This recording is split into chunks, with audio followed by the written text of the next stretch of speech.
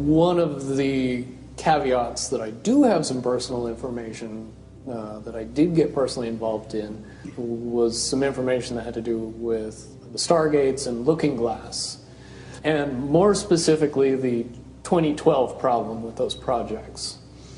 The popular opinion of what's out there right now is that the project was shut down because there was a problem when we approached 2012. I've heard it described a number of ways, but to my knowledge, the problem is that the timelines converge on that point in time. And when you know enough about the Stargate projects and the Looking Glass project to know how string theory works and how the possibility of possibilities works and how making one choice over here doesn't necessarily mean that the other choice couldn't exist at the same time. But once you get your brain wrapped around this subject, you find out that at the end of 2012, in an easy way to put it, the choices that we make become less and less consequential to the future. And eventually we're pushed into this bottleneck of time, no matter which choice we make. And that's important to the people that had access to Looking Glass because they would use Looking Glass knowing the choices that they would make and the future would pop up. The big mistake was coming up with the possibility of future. And when we started using a computer to say, well, if we make this choice, it's 79% possible that this scenario happens, and 23% are possible, or whatever, I'm using round numbers, that this scenario would happen. The understanding at the time was that was realistic. However, if you go down the road further and free will continues to exercise itself on this game, that 79% possibility sometimes changes very, very fast. But if you look at the situation in a point of time, it seems very realistic that that's the greatest possibility. What happened was people, very smart people, began to figure out that something big was coming up. Something that made it so all the possibilities of all the future scenarios of any choice, any possibility that was fed in and observed through the Looking Glass inherently ended up in the same future.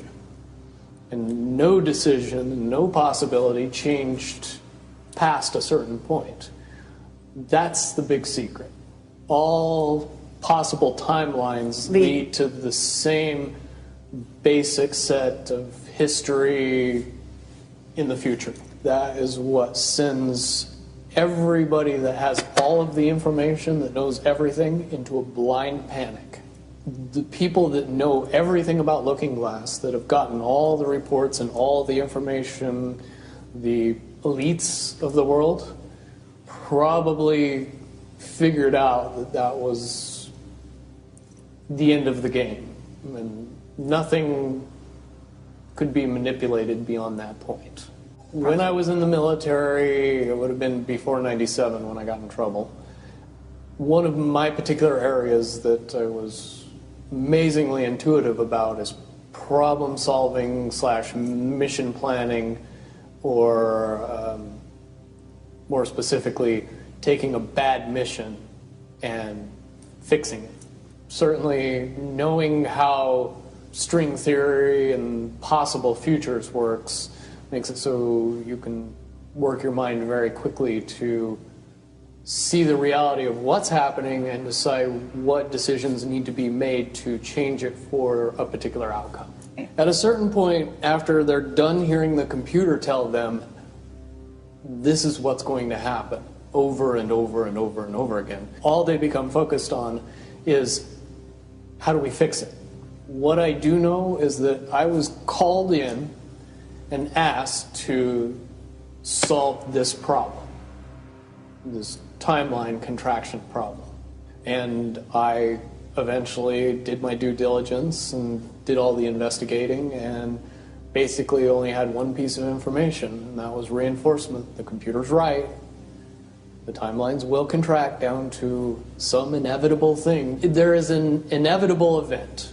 It's been forecast, it's been predicted, it's been fed to us in a slop trough of what they want us to believe will happen. They don't actually have control over what happens. They only have control over the reaction, and it seems that no matter what they try to do to cause their desired reaction, it's going to have an opposite effect. Much, much easier for me to explain today what that process is as opposed to back then.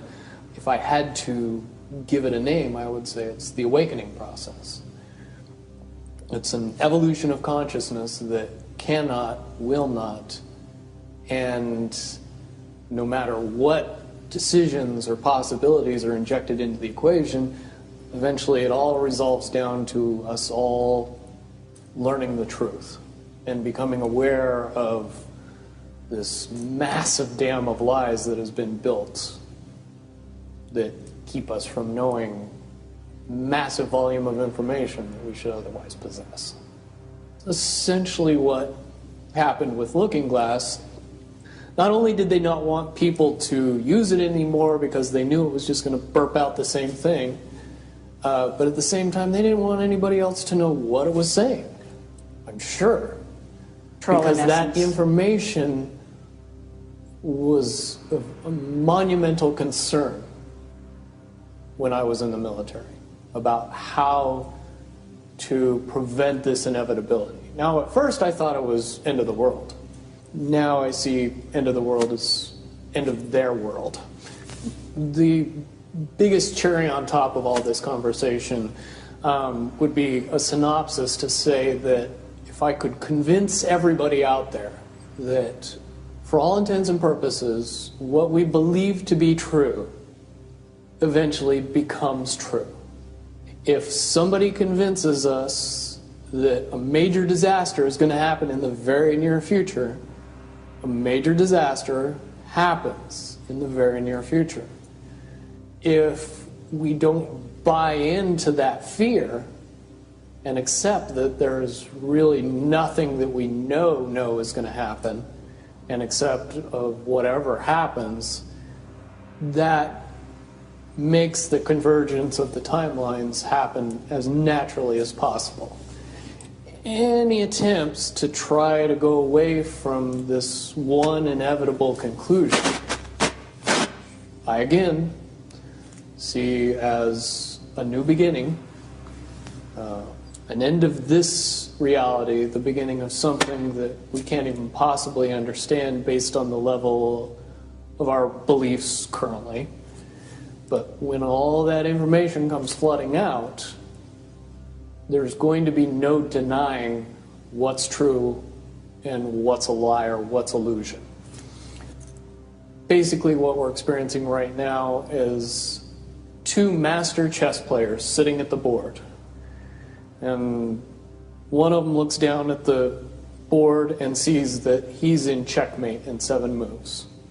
And he looks across at his opponent and he knows that his opponent sees it too. So there's no getting out of it. So at this point, the loser can only prolong the game. Both players know the game is over. It's only a matter of time before he does this, and then you're forced to do this, and then he's forced to do this, and eventually checkmate. We, as a race, if we could understand that the game is over, that based on the rules of the game, the bad guys have already lost, the good guys have already won. Yes, there's moves left on the table, but those moves are being forced by the player that is going to win. The only way that checkmate can't happen is if the player that's winning makes a mistake. But from all of the information that I've gathered, all of the information that's been given, all of the information that's been vetted to me, it seems pretty obvious that the good guy player on the side of the chessboard knows exactly what has to be done to win the game.